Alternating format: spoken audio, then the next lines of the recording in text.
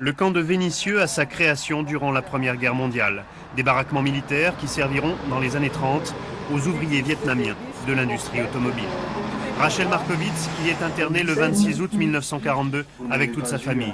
Elle a gardé son histoire pendant 54 ans, une histoire vécue par 84 enfants. Elle était juive luxembourgeoise, réfugiée en Ardèche. Lotte Lévy était sarroise, émigrée dans la Drôme.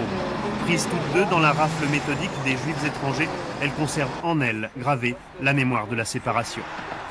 Ça s'est fait dans la nuit. Et les parents, donc, ils étaient dans les baraques, on les a mis dans des bus, dans des autocars, et ils sont partis. Et je croyais que c'était à la gare des Brotteaux, mais je crois que c'était à la gare de Saint-Priest. Et de là, direction Drancy, et direction Auschwitz.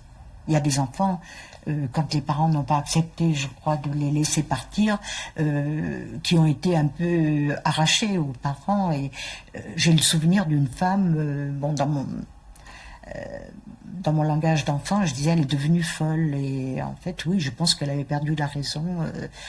C'était une scène de cris, de larmes.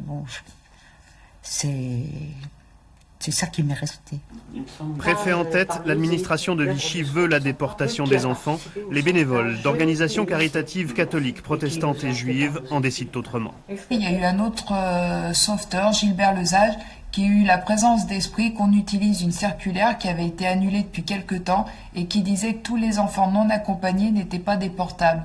C'est ainsi qu'ils ont eu l'idée de sauver les enfants en demandant à tous les parents de signer des actes de délégation de paternité en faveur de l'amitié chrétienne. Révélateur de la réalité de la collaboration, déclencheur d'actes de refus et de résistance, la rafle d'août 42 marque un tournant de la France de Vichy.